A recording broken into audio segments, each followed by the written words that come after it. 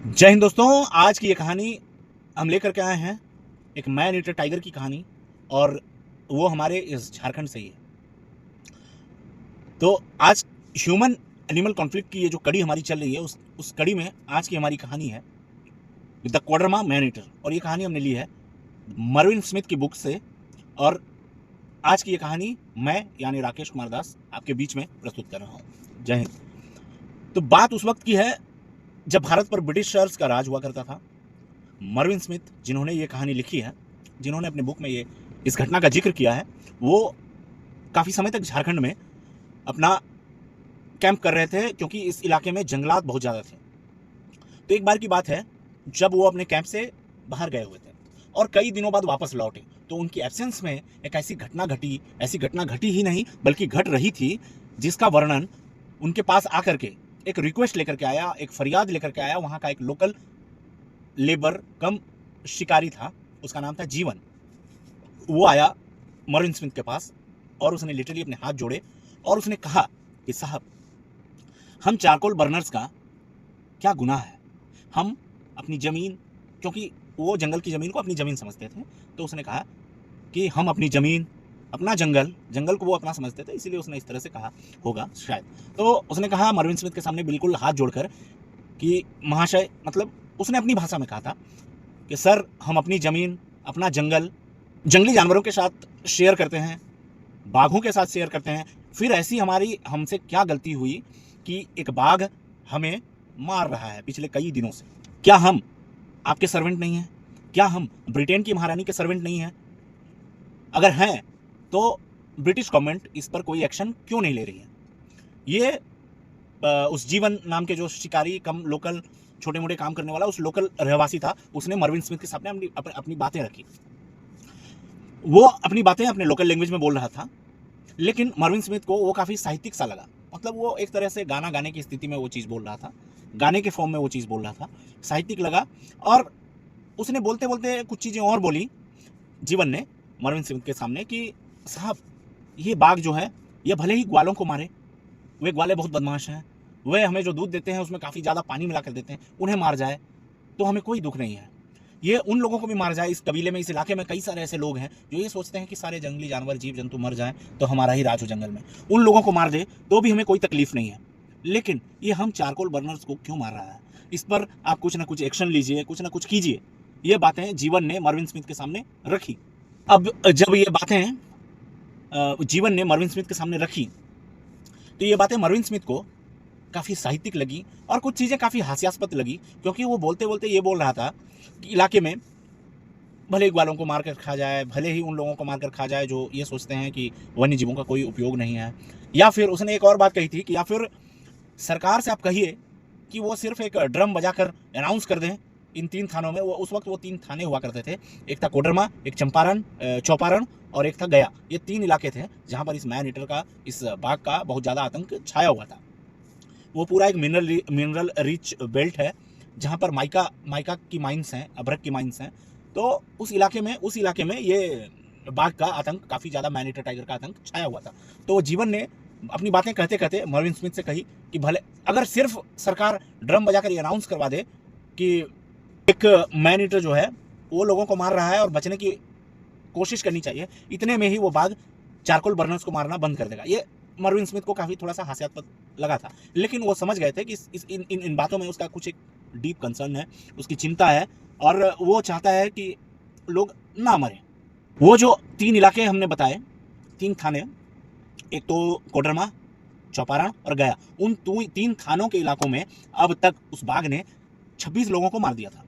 ये रिकॉर्डेड है। हर दिन, लगभग हर दिन या हर तीसरे दिन यह किसी न किसी इंसान को मार देता था। ये टाइगर जो था, ये मैन ईटर जो था, इसने शुरुआत की एक चरवाहे से। जब 4 ऐसे लोग थे उस जमाने में, अगर आप अगर गांव से रहते हैं और ज़्यादा नहीं 30-35 साल पुराने बात अगर याद करें, 30-35 भी नहीं, 20-25 साल अगर पुरानी बात याद करें, तो आप देखेंगे कि गांव में चरवाहे हुआ करते थे। हर किसी के घर में लगभग कैटल्स हुआ करते थे और चरवाहे जो होते थे 1, 2, 3, 4, इस तरह 3-4 चरवाहे हुआ करते थे एक गांव में जनरली। और वो हर किसी के घरों से कैटल्स को, गाय बकरी भेड़ों को लेकर के जंगल में जाते थे, दिन भर चराते थे, शाम को ये वापस लौटा लाते थे। तो इस तरह से उस इलाके में 4 चरवाहे थे उस गांव में। वो सारी गाँव की भेड़ों, बकरियों, भैंसों और गायों को लेकर के वे जंगल में गए हुए थे चराने। तो इतने में चार जो लोग जंगल गए थे वो चारों ने अपनी कैटल्स को जंगल में चरने को छोड़ दिया और अपने घर के लिए कुछ लकड़ियां काटने लगे। लकड़ियां काटते काटते थोड़ी देर बाद 3 लोगों को एक चीख सुनाई दी, एक इंसान की चीख। तो इन्हें चीख से पता लग गया कि इनके साथी की चीख है। तो ये उस तरफ को भागे जहां से चीख सुनाई दी थी। इतने में इन्होंने देखा कि एक बाघ इनके साथी को गले से पकड़कर जंगल की ओर खींचते हुए, घसीटते हुए ले जा रहा है। वो आदमी हाथ पांव भले ही मार रहा हो, लेकिन वो काफी ज्यादा दर्द में था। इतने में इन लोगों ने शोर मचाया, लेकिन वो बाघ घने जंगलों की ओर उसे घसीटता हुआ ले गया। अब इनमें हिम्मत नहीं आई कि उस बाघ का पीछा करते हुए जंगल की ओर जाए, तो ये वापस गांव की ओर आ गए और ये गांव में इन्होंने हल्ला कर दिया। अब जब लोग इकट्ठा होकर के जंगल की ओर गए तो कुछ दूर जाने पर उन्हें उस इंसान की डेड बॉडी मिली, जिसमें से थोड़ा सा हिस्सा बाघ ने खाया हुआ था। तो इस घटना का जिक्र भी जीवन ने मरविन स्मिथ के सामने किया। उसने ये भी कहा कि ठीक है, उस चरवाहा को उस बाघ ने मारा क्योंकि वो लोग जंगल में जाते हैं, जानवरों के साथ रहते हैं, तो उनके शरीर में से जानवरों से गंध आती है, भले ही उन्हें मार दे, लेकिन हमें क्यों वो मार रहा है? क्योंकि अब तक उसने 26 किल कर चुके हैं और 26 किल कम नहीं होता है। आज के दौर में अगर 2 के बाद तीसरा किल कोई जानवर कर ले इंसान का, तो उसे मैन ईटर डिक्लेयर कर दिया जाता है। तो इसने तो फिर भी 26 किल कर लिए थे, और ये जो 26 किल थे ये रिकॉर्डेड थे। कई ऐसे केसेस थे जहां लोगों की गायब होने की घटनाएं रिकॉर्ड हुई थी पुलिस में। ये 26 किल तो प्रॉपरली पुलिस में रिकॉर्डेड थे कि उसने मारे हैं, लेकिन कई ऐसे इंसिडेंट्स थे जहां लोग गायब हुए थे, गायब होने की रिपोर्ट थी, लेकिन उनके मरने की रिपोर्ट ही दर्ज नहीं हुई, जो कि इस टाइगर के खाते में नहीं आए, मारने के खाते में। कई सारे ऐसे लोग थे जिनके घायल होने की रिपोर्ट्स थी, लेकिन उनके मरने की रिपोर्ट नहीं आई। लेकिन बाद में ऐसा हुआ कि वो घायल तो थे, लेकिन सब्सिक्वेंटली वो जो थे वो बॉडी में उनके उन जख्मों में इन्फेक्शन हो गया और वो मर गए। कई सारी ऐसी भी घटनाएं घटी। ये 26 सिर्फ रिकॉर्डेड थे, लेकिन इनसे ज़्यादा ही आंकड़ा था उस बाघ का उस वक्त। और बागी टांड एक जगह है कोडरमा में, वहाँ पर इसका सबसे ज़्यादा आतंक फैला था। वहाँ एक फॉरेस्ट रेस्ट हाउस भी है, और फॉरेस्ट रेस्ट हाउस के आसपास के इलाकों में भी इस टाइगर ने काफ़ी ज़्यादा वारदातें की थी।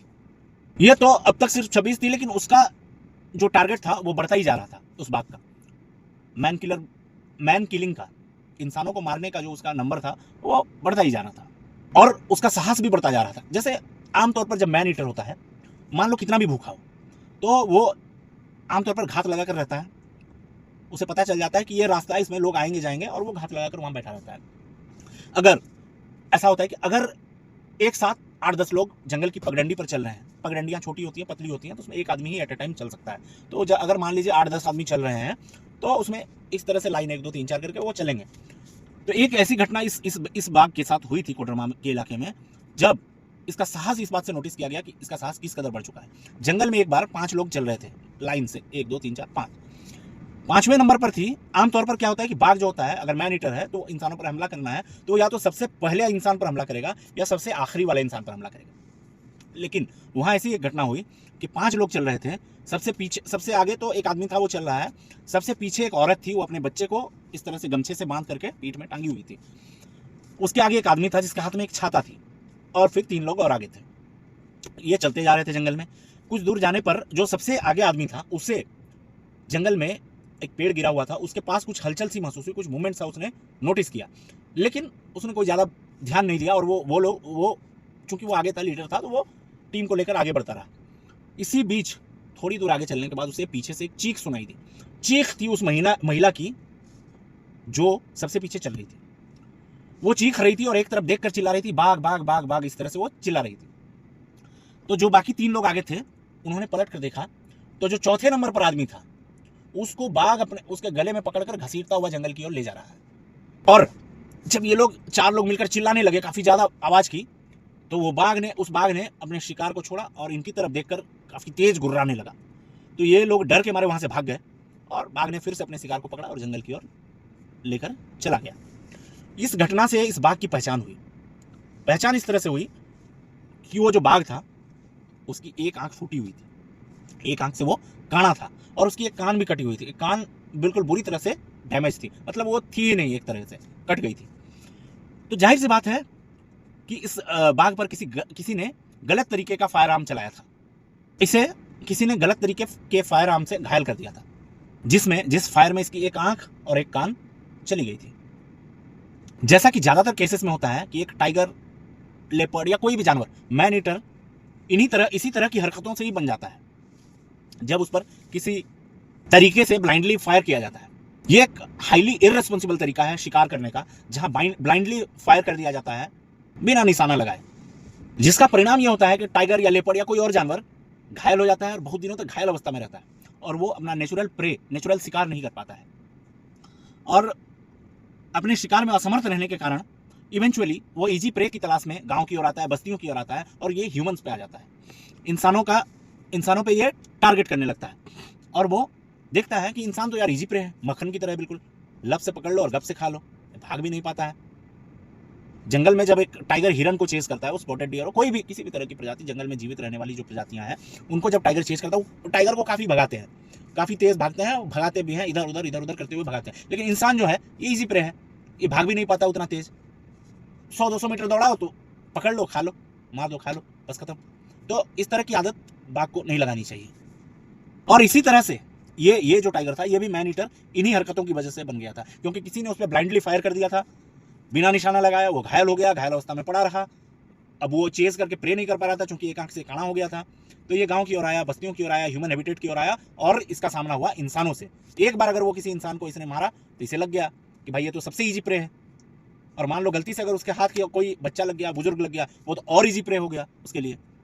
तो इस तरह से ये कोडरमा का जो मैन ईटर था वो मैन ईटर बना और इसने 26 लोगों की जानें ले ली ऑफिशियली।